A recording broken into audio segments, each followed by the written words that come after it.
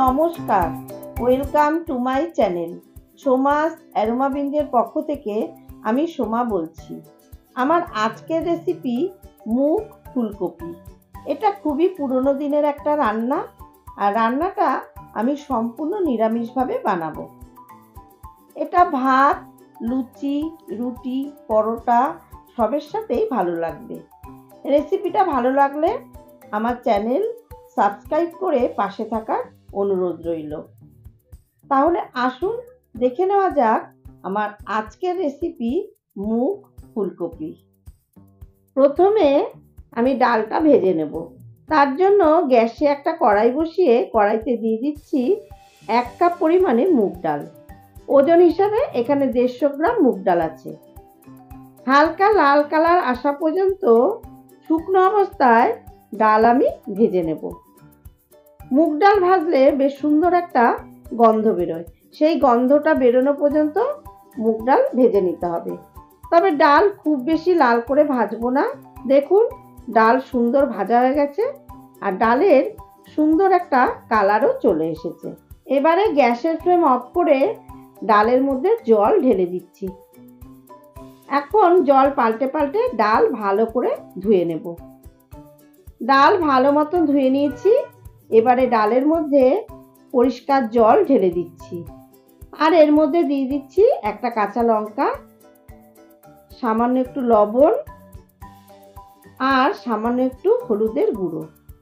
ভালো করে নেড়ে চেড়ে এবার ঢাকা দিয়ে আমি ডাল সেদ্ধ হতে দিচ্ছি।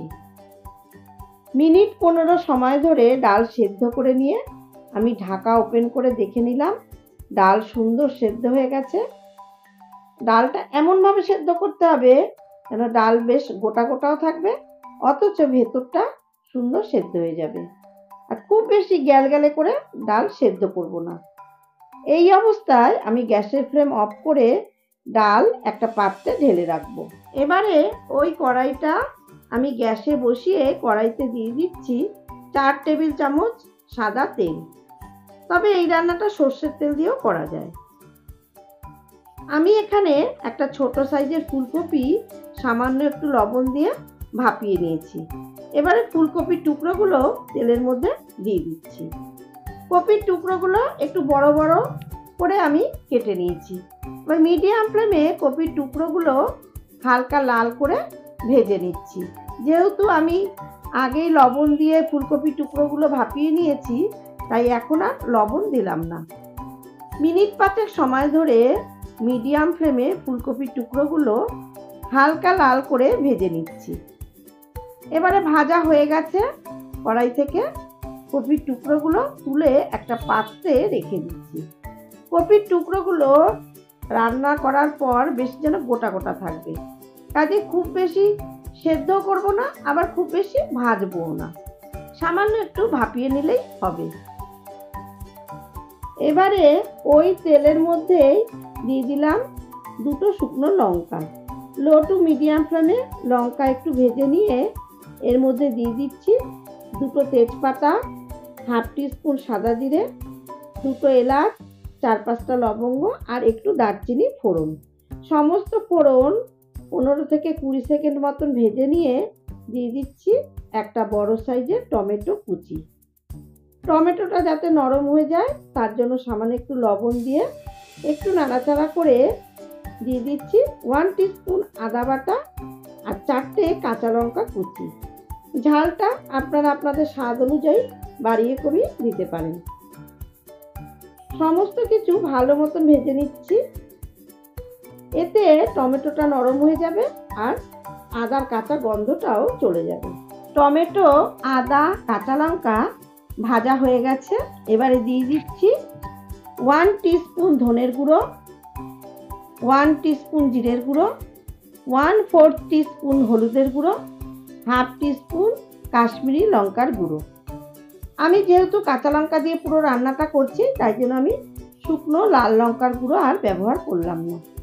সমস্ত মশলা ভালো মতো নেড়ে চেড়ে দিয়ে দিলাম হাফ কাপ মটরশুঁটি। মটরশুঁটি দিয়ে মশলার সাথে একটু ভাজা ভাজা করে নিয়ে দিয়ে দিলাম সামান্য একটু গরম জল। জল দিয়ে ভালো মতো মিশিয়ে নিয়ে দিয়ে দিচ্ছি স্বাদ মতো লবণ আর স্বাদ মতো চিনি। চিনি লবণ মশলার সাথে ভালো মতো মিশিয়ে নিচ্ছি। এই তরকারিটা একটু মিষ্টি মিষ্টি বেশি ভালো লাগে। এবারে ঢাকা দিয়ে মশলা ভালো মতন কষতে দেব।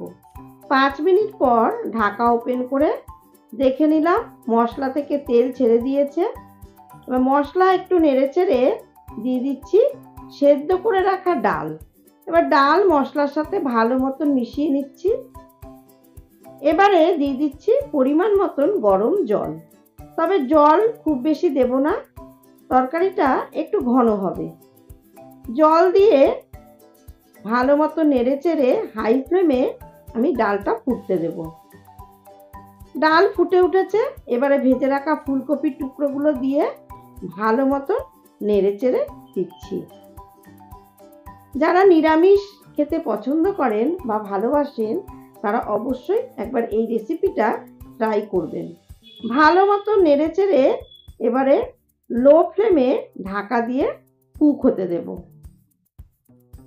5 মিনিট পর ঢাকা ওপেন করে দেখে নিলাম তরকারিটা বেশ মাখা মাখা হয়ে গেছে। এবারে এর মধ্যে দিয়ে দিচ্ছি হাফ টিস্পুন গরম মশলার গুঁড়ো আর 1 টিস্পুন ঘি।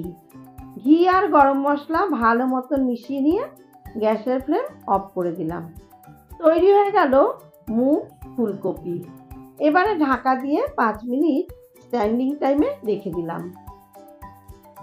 এবারে গরম গরম পরিবেশন করে দিলাম। আমরা অনেকেই ভাবি যে নিরামিষের দিনে কি রান্না করব, কি খাওয়াবো। অবশ্যই এই রেসিপিটা আপনারা ট্রাই করতে পারেন। আশা করছি বাড়ির সকলের ভালো লাগবে। আমার রেসিপিগুলো ভালো লাগলে অবশ্যই আমার চ্যানেল সাবস্ক্রাইব করে পাশে থাকার অনুরোধ রইল। আর বেলটাতে প্রেস করে অল নোটিফিকেশন অন করে রাখবেন, তাহলেই এরকম নিত্য নতুন রেসিপির আপডেট খুব তাড়াতাড়ি আপনাদের কাছে পৌঁছে যাবে। অবশ্যই লাইক, কমেন্ট আর বন্ধুদের সাথে শেয়ার করবেন। ধন্যবাদ।